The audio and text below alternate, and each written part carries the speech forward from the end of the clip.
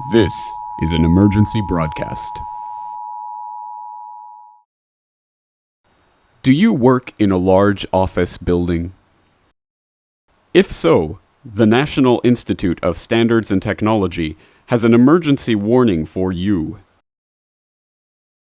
Due to a new physical property of the universe recently discovered by Nist, a regular office fire can cause the complete symmetrical collapse of your office building. Until now, it was thought that a complete, symmetrical building collapse could only be done by skilled demolition experts, drawing on years of experience and taking weeks, if not months, of careful precautions to set up blast charges in just the right areas of a building to bring it down.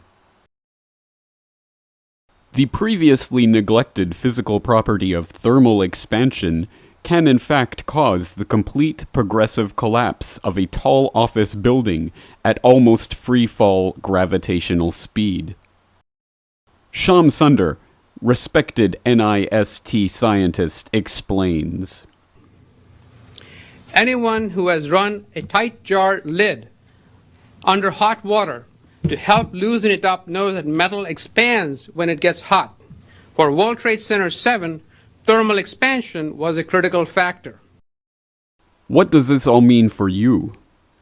Well, for one, wait for the government to admit that all building codes and fire regulations hitherto have in fact been deeply flawed, and that they will all now be revised to take into account this new physical property of the universe. Secondly, look for fire insurance premiums to skyrocket, as insurance companies realize for the first time that a small, ordinary office fire could result in the complete destruction of the property.